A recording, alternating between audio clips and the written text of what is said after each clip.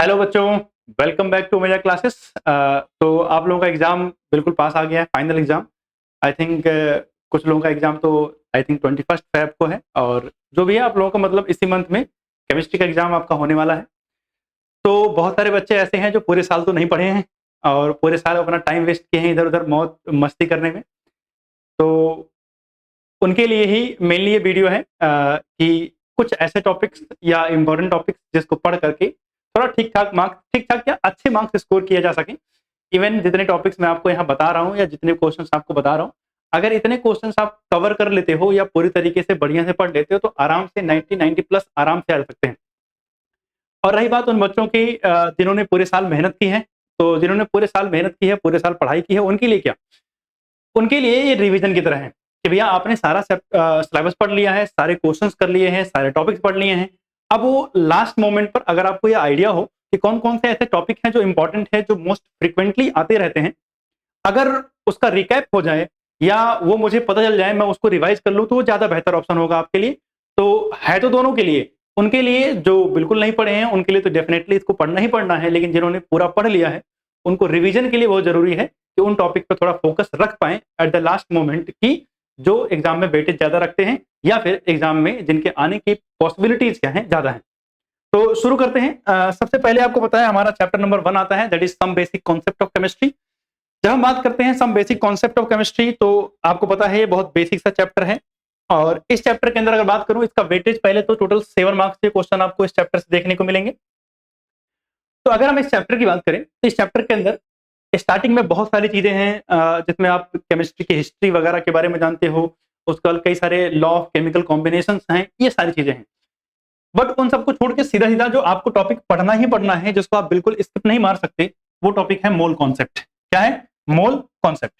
यानी mole concept आपको definitely पढ़ना ही पढ़ना है। सिर्फ ये चैप्टर में नहीं ये यूज़ होगा, इसके अलावा बाकी सारे चैप्टर में भी लगातार यूज़ होता रहेगा। क्वेश्चन इस चैप्टर से तो आएँगे, लेकिन मोल कॉन्सेप्ट एक ऐसा टॉपिक है, जो बाकी सारे चैप्टर्स में कई सारी जगहों पर यूज़ होता रहता है। इसी वजह से ये टॉपिक आपको बढ़िया से पढ़ना है। अगला आता है empirical formula and molecular formula. Empirical formula and molecular formula वाला टॉपिक बिल्कुल स्किप नहीं करना है। And one of the most important topic में से आता है stoichiometry and limiting reagent. Stoichiometry क्या होती है भैया? बैलेंस्ड केमिकल इक्वेशन से रिलेटेड जो भी आप कैलकुलेशन करते हो, उन सबको हम क्या बोलते हैं? स्टोइकोमेट्री बोलते हैं। और इसके अंदर एक कॉन्सेप्ट आता है लिमिटिंग रिएजेंट का, कि अगर मेरे पास 2 या 2 से ज़्यादा रिएक्टेंट की इंफॉर्मेशन दी हो, तो जो रिएक्टेंट मिनिमम अमाउंट में होता है, उसे हम लिमिटिंग रिएजेंट बोलते हैं। तो ये सारे कॉन्सेप्ट आपके क्लियर होने चाहिए। इसके बाद आता है थोड़ा-सा कंसंट्रेशन टर्म्स के बारे में, जैसे मोलैरिटी क्या होती है, मोलालिटी क्या होती है, मोल फ्रैक्शन क्या होता है, इसके फॉर्मूले और इससे रिलेटेड कुछ क्वेश्चंस आपको डेफिनिटली कर लेने हैं। तो ये टॉपिक लिमिटेड टॉपिक जो काफ़ी इंपॉर्टेंट है, जो पेपर में बार-बार आते रहते हैं, इसको आपको चैप्टर नंबर 1 से ज़रूर करने हैं। अगर मैं बात करता हूँ क्वेश्चंस की, तो क्वेश्चंस में यहाँ पर एग्जांपल्स मिलेंगे और बैक एक्सरसाइज मिलेगी। एग्जांपल में example number 2, example number 3, example number 4, 5 और 7, 8 अटेम्प्ट करने हैं। कोशिश करो एग्जांपल अगर सारे कर लो तो बेहतर है, क्योंकि सॉल्व्ड होते हैं, आपको सॉल्यूशन मिल ही जाता है, तो एग्जांपल एक बार तो सारे कर ही लिया करो, ठीक है ना? बट फिर भी अगर आपको चाहिए कुछ लिमिटेड एग्जांपल, तो इतने तो करने ही करने हैं।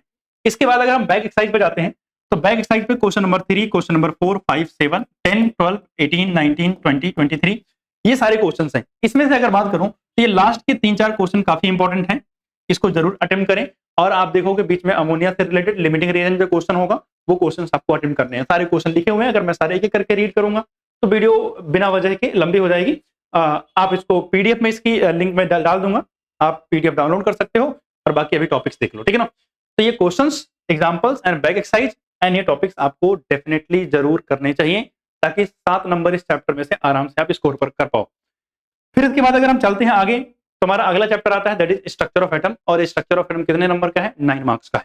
कितने मार्क्स का है? 9 मार्क्स का। तो ऑब्वियसली वेटेज देख के तो आपको इंपॉर्टेंट लग गया होगा कि हाँ, ये चैप्टर इंपॉर्टेंट तो है। अगर मैं इस चैप्टर की बात करूं, तो इस चैप्टर के अंदर सबसे पहली बात तो फोटो इलेक्ट्रिक इफेक्ट। क्या चीज? फोटो इलेक्ट्रिक इफेक्ट आपको पता होना चाहिए। उसमें वर्क फंक्शन कैसे कैलकुलेट करते हैं, काइनेटिक एनर्जी कैसे निकालते हैं, थ्रेशोल्ड फ्रीक्वेंसी या थ्रेशोल्ड वेवलेंथ कैसे निकालते हैं, इससे रिलेटेड न्यूमेरिकल्स आते रहते हैं, ठीक।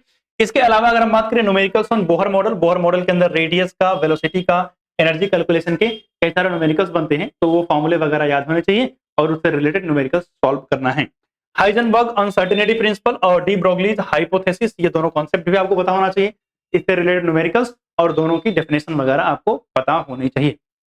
अगर हम चलते हैं तो quantum mechanical model. Quantum mechanical model काफी इंपॉर्टेंट टॉपिक है, इससे तो क्वेश्चन आएगा ही आएगा, तो ध्यान रखना है। क्वांटम मैकेनिकल मॉडल पे अच्छे से आपकी कमांड होनी चाहिए, ठीक है। क्वांटम मैकेनिकल में सारे क्वांटम नंबर्स, इसके अलावा यहाँ इलेक्ट्रॉन कैलकुलेशन, उसके अलावा ऑर्बिटल, सबसेल्स, सेल्स, इन सभी कैलकुलेशन से रिलेटेड क्वेश्चंस आपको अक्सर देखने को मिलते हैं। फिर अगर हम बात करें तो जब आप आते हो इलेक्ट्रॉनिक कॉन्फ़िगरेशन में, तो वहाँ कुछ रूल्स जैसे हुन्स रूल हो गया, पॉलिश एक्सक्लूजन प्रिंसिपल हो गया, electronic configuration of copper and chromium हो गया। अगर मैं बात करूं Hund's rule, polish exclusion principle, जो है आप-बाउ रूल्स, तो ये रूल्स की डेफिनेशन आपको पता होनी चाहिए। अगर हम बात करें तो कई बार क्वेश्चन आ जाएंगे, नीचे आपको कुछ ऑप्शंस दिए होंगे कि कौन सा हुन्स रूल के हिसाब से सही है, कौन सा गलत है, कौन वायलेट कर रहा है, कौन वायलेट नहीं कर रहा है।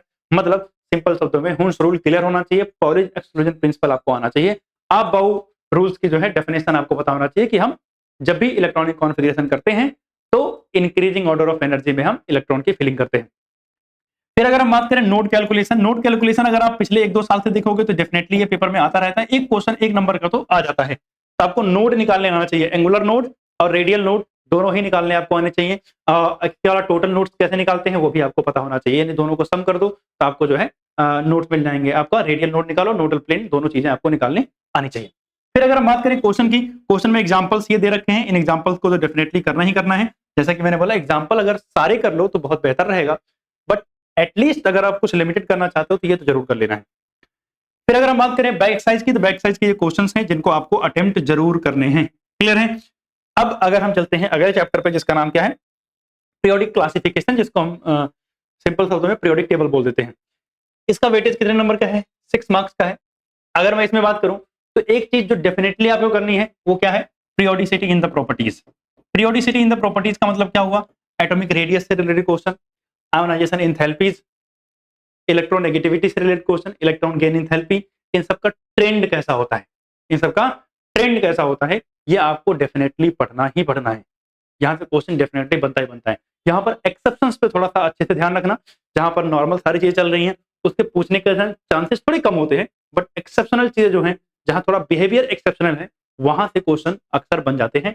इसके अलावा IUPAC nomenclature of atomic number greater than 100, आपको पता है कि 100 से प्लस अगर एटॉमिक नंबर है तो उसका नाम रखने का तरीका आईयूपीएसी ने बता रखा है, तो वो आपको थोड़ा बहुत आना चाहिए। इसके बाद अगर हम बात करें एग्जाम्पल्स की, तो एज यूजुअल एग्जाम्पल्स आपको ये लिमिटेड करने हैं, एंड देन ये एक्सरसाइज के क्वेश्चंस आपको अटेम्प्ट करने हैं, ये एक्सरसाइज के क्वेश्चन आपको अटेम्प्ट करने हैं जो कि एनसीईआरटी के, क्लियर। इसके बाद अगर हम चलें अगले चैप्टर पे, तो हमारा अगला चैप्टर आता है chemical bonding and molecular structure. Chemical bonding and molecular structure की बात करूं तो 7 मार्क्स का है, और जो है इस चैप्टर में से थ्योरीज जैसे वेस्पर थ्योरी हो गई, मॉलिक्यूलर ऑर्बिटल थ्योरी हो गई, वीबीटी थ्योरी हो गई, ये सब आपको पता होना चाहिए। वेस्पर थ्योरी से जनरली शेप से रिलेटेड, ज्योमेट्री से रिलेटेड क्वेश्चन आते हैं, शेप बोलो या ज्योमेट्री बोलो, इससे रिलेटेड क्वेश्चंस आपको मिलेंगे अक्सर। इसके अलावा मॉलिक्यूलर ऑर्बिटल थ्योरी से इलेक्ट्रॉनिक कॉन्फ़िगरेशन से रिलेटेड क्वेश्चन आएंगे, जो आपको है sigma 1s sigma star 1s करके कॉन्फ़िगरेशन होती थी, वहां से क्वेश्चन अक्सर बन जाता है, तो आपको ध्यान रखना है। मॉलिक्यूलर ऑर्बिटल थ्योरी आपको डेफिनेटली अच्छे से पढ़नी है। इसके बाद फिर आपको हाइब्रिडाइजेशन निकालने आनी चाहिए, हाइब्रिडाइजेशन पता करने आनी चाहिए, एंड डाइपोल मोमेंट में जब आते हो ना, तो डाइपोल मोमेंट तो काफी सारी स्ट्रक्चर है, लेकिन आपको फोकस कहां रखना है, NH3, NF3 और BF3, इन तीनों के डाइपोल मोमेंट के बारे में अच्छे से आपको पढ़ लेना है। एनसीईआरटी में भी लिखा हुआ है, और ये तीनों बहुत कॉमनली पूछे जाते हैं, NH3, NF3 और BF3 के डाइपोल मोमेंट से रिलेटेड क्वेश्चंस। इसके अलावा अगर हम बात करें सिग्मा और पाई बॉन्ड में डिफरेंस क्या होता है, ये आपको पता होना चाहिए। सिग्मा और पाई बॉन्ड में डिफरेंस क्या होता है आपको पता होना चाहिए। फिर आते हैं हम, इसमें एग्जांपल जनरली आपको नहीं मिलते, इस चैप्टर में एग्जांपल है ही नहीं, तो बन जाती है क्या, बैक एक्सरसाइज। बैक एक्सरसाइज के अंदर ये सारे क्वेश्चंस हैं जो आपको डेफिनेटली अटेम्प्ट करने हैं। अगर आप इसके लास्ट को क्वेश्चंस में जाओगे, लास्ट के कुछ क्वेश्चन जो है वो रिलेटेड टू एमओटी यानी मॉलिक्यूलर ऑर्बिटल थ्योरी से रिलेटेड क्वेश्चन है, और डायरेक्टली पेपर में आते रहते हैं, तो लास्ट के क्वेश्चन तो डेफिनेटली करने हैं आपको, ये सारे क्वेश्चन अटेम्प्ट करने हैं, ताकि ये वाला चैप्टर आराम से बिल्कुल रेडी हो जाए और 7 नंबर आप बिल्कुल सिक्योर कर पाओ, ठीक। अगर हम केमिकल बॉन्डिंग के बाद अगले चैप्टर की बात करें, तो अगला चैप्टर आता है थर्मोडायनेमिक्स। थर्मोडायनेमिक्स के अंदर स्टार्टिंग में बहुत सारी चीजें हैं, बेसिक्स ऑफ थर्मोडायनेमिक्स है, एंड देन वहां आप वर्क, इसके अलावा हीट, और फिर आपका कई सारे लॉज आते हैं थर्मोडायनेमिक्स के, यानी बहुत सारी चीजें पढ़ते हो। लेकिन अगर मैं फिर भी बताऊं कुछ लिमिटेड चीजें, तो आप एक चीज जो डेफिनेटली करना है, हेस लॉ। अब हेस लॉ तो है नहीं कुछ, इसमें न्यूमेरिकल इससे रिलेटेड जो होते हैं ना, वो कर लेने हैं। मतलब आप मान के चलो 100% गारंटी के साथ एक क्वेश्चन हेस लॉ से आपको मिलेगा ही मिलेगा, ठीक। फिर आती है बात स्पॉन्टेनिटी। स्पॉन्टेनिटी क्या होती है, जिसमें आप एंट्रोपी की बात करते हो तो एंट्रोपी को थोड़ा सा पढ़ लेना है। गिब्स फ्री एनर्जी आपको बढ़िया से पढ़ना है, गिब्स फ्री एनर्जी से क्वेश्चन आ जाते हैं। और फर्स्ट लॉ ऑफ थर्मोडायनेमिक्स, कौन सा लॉ, कई सारे लॉज हैं थर्मोडायनेमिक्स के, लेकिन अब मैं क्या कर रहा हूँ, फर्स्ट लॉ ऑफ थर्मोडायनेमिक्स आपको पढ़ लेना है। मेन फोकस जो रखोगे आपको कहा, numericals on Hess law, numerical on Hess law. इसमें आपको पता है कि दो पार्ट में थी, थर्मोकेमिस्ट्री हम लास्ट में पढ़ते हैं केमिस्ट्री के अंदर, तो जो थर्मोकेमिस्ट्री वाला पोर्शन है वही है हेस लॉ।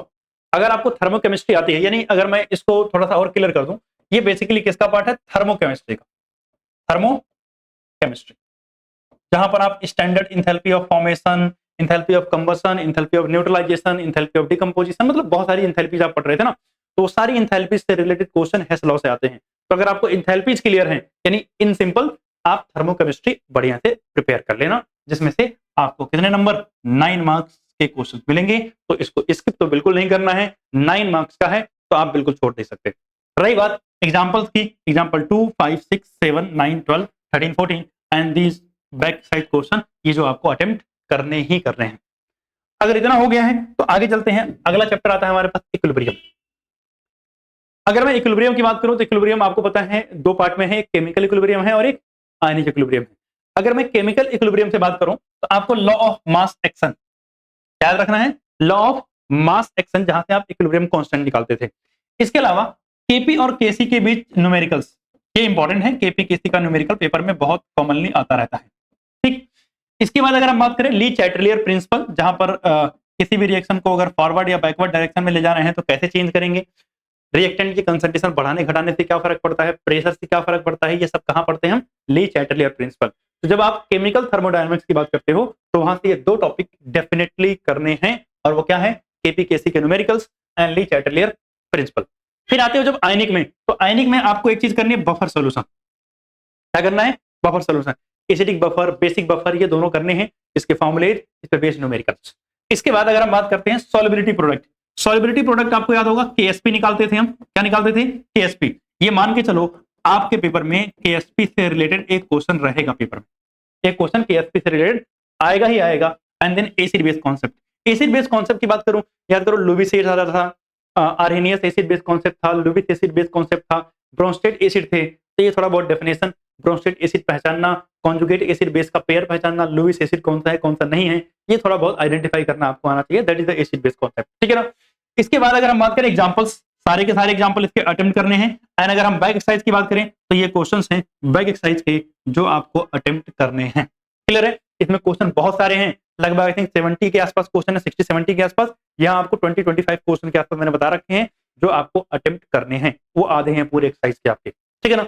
इसके बाद अगर मैं आगे चलता हूं तो अगला आता है भैया रिडॉक्स रिएक्शन। रिडॉक्स रिएक्शन बहुत छोटा सा चैप्टर है और इसकी वेटेज भी इसी के हिसाब से बस 4 नंबर की है। क्या करना है सर इसमें, बस एक चीज कर लेना, बैलेंसिंग ऑफ द रिएक्शन। क्या कर लेना है, बैलेंसिंग ऑफ रिडॉक्स रिएक्शन। भैया बैलेंसिंग करोगे, बैलेंसिंग के लिए तो आपको ऑक्सीडेशन नंबर कैलकुलेट करने आना चाहिए। ये बैलेंसिंग में ऑक्सीडेशन नंबर मेथड अप्लाई कर रहे हो तो ऑक्सीडेशन स्टेट निकालनी पड़ेगी, तो भैया ऑक्सीडेशन स्टेट या ऑक्सीडेशन नंबर निकालने तो आपको आना ही चाहिए, तो उसके बिना तो काम नहीं चलने वाला है। एंड देन डिस्प्रपोर्शनेशन रिएक्शन क्या होती है ये आपको पता होना चाहिए। डिस्प्रपोर्शनेशन रिएक्शन कई बार आ जाती है डायरेक्टली, तो आपको एग्जांपल इसका पता होना चाहिए, डेफिनेशन पता होनी चाहिए। एंड देन बात करते हैं बैक एक्सरसाइज के क्वेश्चन की, तो 1, 2, 3, 18, 19, ये 18, 19 वेरी इंपॉर्टेंट है। इसके अलावा 29, 30, अच्छा 29 एंड 30 वैसे तो मैंने पढ़ा रखा है, जिसमें हम बात करते हैं, हम बनाते थे सेल, कौन सेल, गैल्वेनिक सेल। तो गैल्वेनिक सेल के अंदर इसके अलावा लास्ट में मैंने बताया था इलेक्ट्रोलिसिस, इलेक्ट्रोलिसिस में एनोड पे क्या होगा, कैथोड पे क्या होगा जब इलेक्ट्रोलिसिस करते हैं, तो वो सारी कंडीशन पढ़ा रखे हैं। तो 29 एंड 30 में आपको इलेक्ट्रोलिसिस वाले टॉपिक मिलेंगे, आते तो बहुत कम है, जैसे अगर आप देखोगे मिड टर्म में कुछ बच्चों के एग्जाम में आए हुए थे। हाँ, मेन फोकस 18, 19 पे रखना है, बट थोड़ा सा आपको 19, 29 एंड 30 भी देख लेना है, पेपर में कई बार आ जाता है। And then 5th, 8th, 9th and 10th examples आपको अटेम्प्ट करने हैं, क्लियर है। इसके बाद चलते हैं हम अगले चैप्टर पे जिसका नाम है organic chemistry some basic principles and techniques. कितने नंबर का है, 11 नंबर का है।